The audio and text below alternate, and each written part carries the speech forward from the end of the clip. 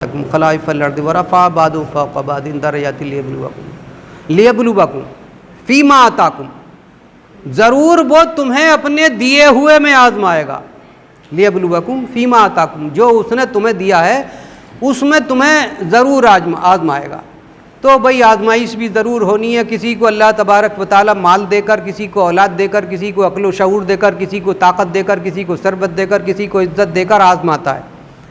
تو اللہ کی نعمتوں جب پاؤ تو اللہ کے آگے اور زیادہ سر بسجود ہو اور زیادہ اس کا شکر کرو، بجائے دل میں یا دماغ میں گھمنڈ پیدا ہونے کے، بلندی پیدا ہونے کے یا غرور پیدا ہونے کے. عاجزی انکساری اتنی زیادہ ہونی چاہیے. سرکار مصطفیٰ صلی اللہ تعالیٰ علیہ وسلم کو اللہ تبارک و تعالیٰ نے دونوں جہان کا مالک و مختار بنایا.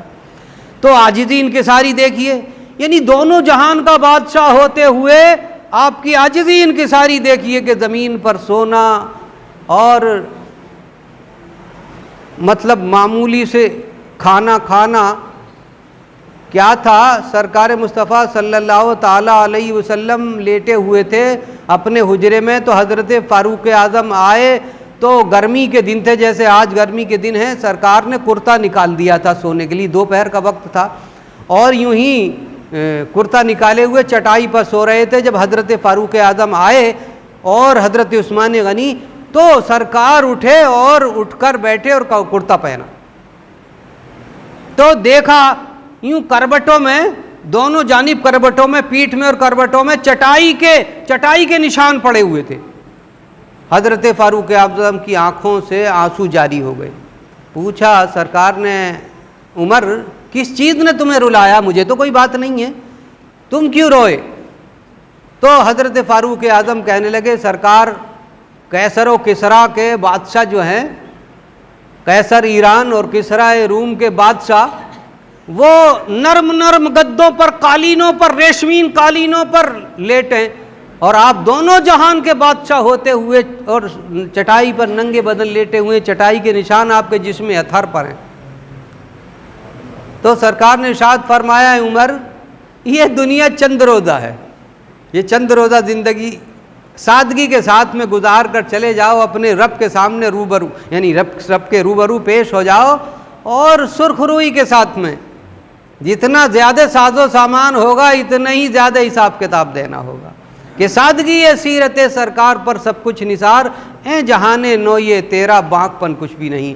تو جتنا زیادہ بڑا مرتبہ، اتنی عاجزی انکساری، یہ ہمارے سرکار کی سنت ہے. مسلمانوں، سرکار کی سنت ہے. تو یہی اللہ تبارک و تعالیٰ نے اس آیت میں ارشاد فرمایا کہ ہم تمہیں آزمائیں گے، تمہیں دے کر کے جو بھی تمہیں عنایت کیا جائے اس چیز سے ہم تمہیں آزمائیں گے. تو جب اللہ تبارک و تعالیٰ عقل دے، علم دے، ہنر دے، دولت دے، اولاد دے یا طاقت دے، تو پھر عاجزی انکساری آئے دماغ میں، یعنی ذہن میں عاجزی انکساری لاؤ. جو عز اور انکسار اپنے اندر پیدا کر لیتے ہیں تو اللہ تبارک و تعالیٰ انہیں اپنا محبوب بنا لیتا ہے. جب معراج میں سرکار گئے تو اللہ تبارک و تعالیٰ نے ارشاد فرمایا، اے محبوب میرے لیے کیا لائے ہو؟ کیا لائے ہو؟ اللہ تو قادر مطلق ہے، وہ تو غنی ہے، غنی الحلیم ہے، مگر پھر بھی میرے لیے کیا لائے ہو؟ تو سرکار نے ارشاد فرمایا، اللہ میں تیرے لیے وہ لایا ہوں جو تیرے پاس نہیں ہے، جو تیرے پاس نہیں ہے وہ لایا ہوں. اب اللہ کو تو سب کچھ معلوم ہے، پھر بھی پوچھتا ہے. یہ تعلیم کے لیے بات ہے. پوچھتا ہے، اے محبوب آخر ایسی کیا چیز ہے جو مجھ پہ نہیں؟ تو اللہ کے رسول نے ارشاد فرمایا، عاجزی نہیں ہے، میں عاجزی انکساری لایا ہوں، عاجزی تیرے پاس نہیں ہے.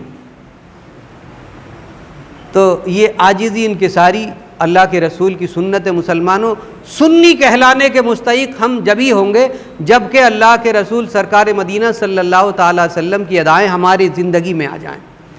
عاجزی انکساری اگر آ گئی تو یہ سمجھ لو ہم سنی کہلانے کے مستحق ہو گئے، کیونکہ اللہ تبارک و تعالیٰ نے ارشاد فرمایا، انک لعلی خلق عظیم، بے شک تمہارا اخلاق عظیم ہے. تو اس عظیم اخلاق کے پیرو اگر ہم ہو جائیں تو پھر اللہ تبارک و تعالیٰ ہمیں بھی وہی محبت، وہی درجہ عقیدت یعنی جو اللہ کے رسول سرکار مدینہ صلی اللہ تعالی وسلم کے صحابہ کرام کو درجے ملے، جو حد کوئی فاروق اعظم، کوئی علی کرم اللہ وجہ الکریم شیر خدا ہوئے، کوئی عثمان غنی ہوئے، کوئی صدیق اکبر ہوئے، تو اسی طریقے سے درجے ہم اور آپ کو بھی وہی اللہ ہے، وہی رسول ہے، وہی قرآن ہے، وہی سنت ہے، مگر فرق یہ ہوا ہے کہ وہ سرکار کی اداؤں کو ایک ایک کر کے ڈھونڈ کر ادا کرنے والے تھے۔ حضرت عبداللہ ابن عمر ایک سفر میں تھے رضی اللہ تعالیٰ عنہ، سفر میں تھے تو ایک پیڑ جب آیا تو اس پیڑ کے نیچے اتر گئے، پیڑ کے نیچے اتر گئے اور بیٹھ گئے، تو ساتھیوں نے، ساتھ والوں نے جو ساتھ میں تھے ان سے پوچھا کہ آپ اس جگہ اچانک کیوں اترے اور یہ ادھر کو منہ کر کے آپ یہاں کیوں بیٹھے؟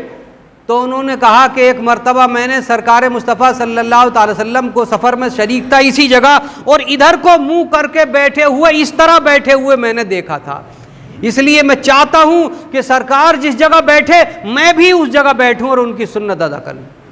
تو سمجھ لو عقیدت دیکھیے کہ مطلب بیٹھنا، آنا، چلنا، پھرنا، کھانا، کس طریقے سے کھاتے تھے، کس طریقے سے چلتے تھے، کہاں بیٹھتے تھے، ایک ایک ادا کو صحابہ کرام نے اپنی زندگی میں اتار لیا۔ صبح صبح ہم کیسے اٹھتے ہیں، کیسے چلتے ہیں، صبح سرکار مصطفیٰ صلی اللہ تعالیٰ علیہ وسلم جلدی اٹھتے تو قرآن پاک کی تلاوت کیا کرتے، صحابہ کرام بھی تلاوت کی۔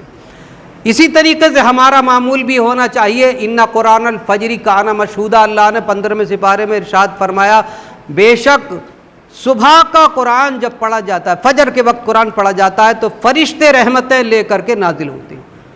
ہر ایک آدمی چاہتا ہے کہ میرے گھر میں رحمتیں، برکتیں نازل ہوں، تو صبح کے وقت میں قرآن پڑھا کرو، چاہے ایک آیت کا ٹکڑا ہی ہو۔ کس کے یاد قل واللہ شریف نہیں ہے، کس کے یاد علم شریف نہیں ہے، یہ تو سب کے یاد ہے ہی، تو کم از کم اتنا ہی پڑھنے کے روز الحمد شریف پڑھنے اپنے گھر میں بلند آواز سے، تو اس سے بلائیں بھی دور ہوں گی اور بے برکتی دور ہوگی، رحمتیں برکتیں نازل ہوں گی۔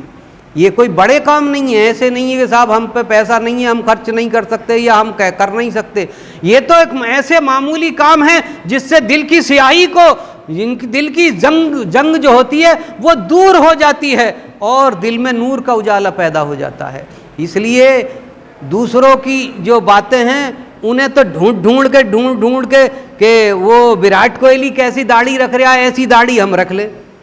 جب تک کئی نہ مولویوں نے داڑھی رکھو سنت کے مطابق، کسی نے نہ رکھی، اور جب وہ رکھی آئی نا کرکٹر تو سب کی داڑھیاں ہو گئیں کہ جیسا وہ کر رہا پھٹی پینٹ پہن رہا ایسی میں پہنوں۔ تو کم از کم دل میں یہ خیال کرو جو ہمارے لیڈر ہیں، جو اللہ کے محبوب ہیں، جن کی پیروی کرنا دنیا اور آخرت دونوں جہان میں کامیابی کی دلیل ہے، ان کی ہم سنتوں کو کیوں نہ اپنائیں۔ اگر داڑھی رکھو تو یہ سمجھ کے رکھو کہ ہمارے نبی کے داڑھی تھی، ہم بھی داڑھی رکھتے ہیں۔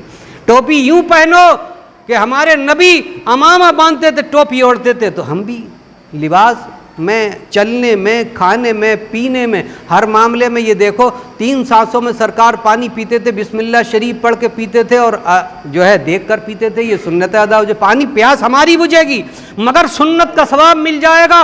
سرکار نیچے کھانا کھایا کرتے تھے اور ساتھ مل کے کھانا کھایا کرتے تھے، یعنی اپنے بچوں کو اپنے ساتھ بٹھا کر کے، بیوی ہوتی یا کوئی بھی تھی، حضرت فاطمہ الزہرا ہوتی، تو ساتھ مل کر کے کھانا کھاتے ہیں۔ تو آج جو ہے وہ عیسائیوں کا طریقہ اپنا لیا، کوئی پلیٹ لے کے ادھر کو بھاگ رہا ہے، کوئی ادھر کو بھاگ رہا ہے، یعنی سنت کو چھوڑ کر دوسروں کے، کس کی نظروں میں سمایا ہے شاعر اغیار، ہو گئی کس کی نظر طرز سلف سے بیدار۔ ارے ذرا سوچو تو صحیح مسلمان، وَهُوَ الَّذِي جَعَلَكُمْ خَلَائِفَ الْأَرْضِ وَرَفَعَ بَعْضَكُمْ فَوْقَ بَعْضٍ دَرَجَاتٍ لِيَبْلُوَكُمْ فِيمَا آتَاكُمْ إِنَّ رَبَّكَ سَرِيعُ الْعِقَابِ وَإِنَّهُ لَغَفُورٌ رَحِيمٌ۔ وہی ہے جس نے تمہیں اپنا نائب بنایا ہے اور تمہیں بعض کو بعض پر فضیلت دی ہے، اور تمہیں اللہ نے جو عطا کیا ہے ضرور اس میں آزمائے گا، اور بے شک اللہ کی پکڑ جلد آنے والی ہے، سخت ہے۔